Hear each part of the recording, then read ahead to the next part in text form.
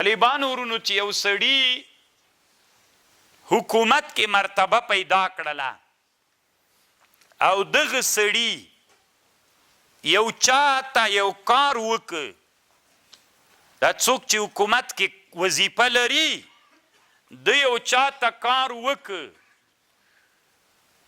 او د دې په مقابل کې هغه ته هدیه ورکړه طالبانو، دا رشوت ده. خبر پوه شولئ؟ اصل تاسې په قاعده ځان پوه کوئ. نبی علیه السلام زمانه کې یو صحابي ابن لطیبی نومیده. دا صحابي نبی علیه السلام ولیږه وي ته لاړ شه زکاتونه راټول که، که نه دا زکاتونه عشرونه راټول که.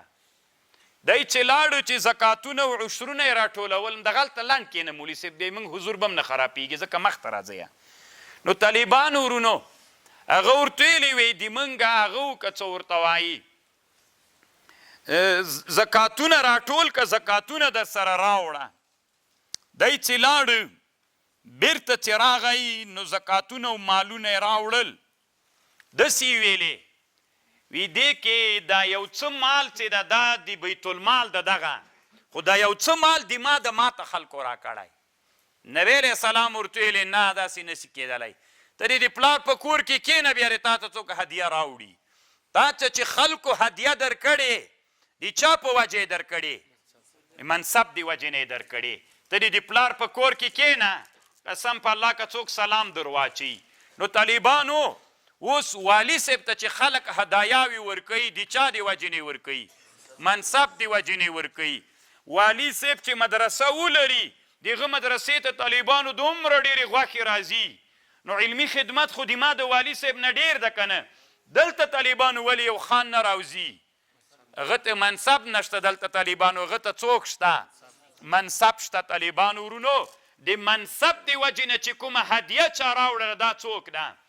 دا رشوت ته طالبانو، دا ناروا او حرامه ده. ډېر مو دې ته فکر وي طالبانو ورونو، دا علم چې ده دا یوه ښه لاره ده. نو کوشش وکئ چې الله عز وجل د موږ او د تاسې دا مسلک ډېر ښه مسلک ده چې الله عز وجل یې موږ خېټو ته څوک داخل نه کي، حرام داخل نه کي. طالبانو ورونو نو مثلا یو سړی د قاضي ده، هغه په یو ولایت کې قاضي ده. دغه قاضي صاحب محترم ته طالبانو چې خلک میلمستیا کوي، عامه خاصه میلمستیا، دا میلمستیا ته دا قاضي ورتلل ناروا ده، والي ورتلل ناروا ده، د قمندان ورتلل ناروا ده، د ولسوال په ولسوالۍ کې میلمستیا ناروا ده. ته هغه د کوم ولایت په ده ولایت کې تا سره دوی څه شناخت لري؟ تا ته چې میلمستیا کوي د چا د وجې نه یې کوي؟ نو خو مجاهدین خو د په وطن کې هم ستا د خپل وطن دا خان د خپل وطن مجاهد ولې نه میلمه کوي چې تا میلمه کوي؟ خو د چا د وجې نه دې میلمه کوي؟ د منصب د وجې نه دې میلمه کوي.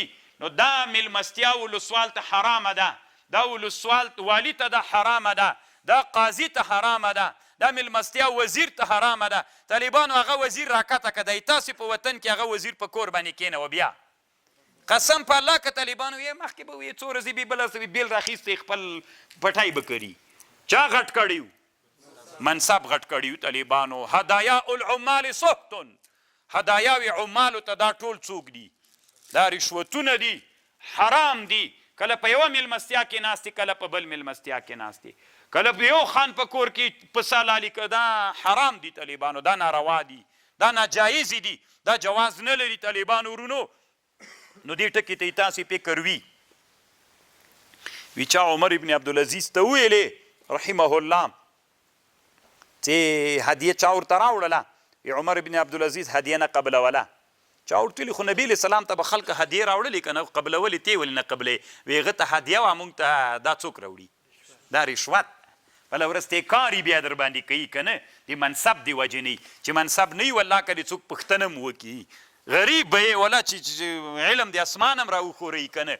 نو خان نه بیخي ورکې بیا ته او چې په هغه باندې کښېنې په دې منصب باندې که نه وي د کابل والي کړی، نو طالبانو خانان به را رواني یاره شیخ صاحب دا دومره ډېر وخت د لمبر پسې ګرځېدم بیخي پیدا کېده نه که نه؟ خو منصب راغی زوی مړی که نه؟ بس بیا دومره ډېر دروازې ته ولاړي 200 دانې ما سره میلمه سه واغه وکړه او دغه وکړه. طالبانو ورونو الله دې موږ او تاسې ترې نه وساتي او موږ سخت په دې مرحله کې راګیر یو طالبانو ورونو، سخت په دې باب کې موږ راګیر یو الله عز وجل دې موږ له دې حرامو نه وساتي.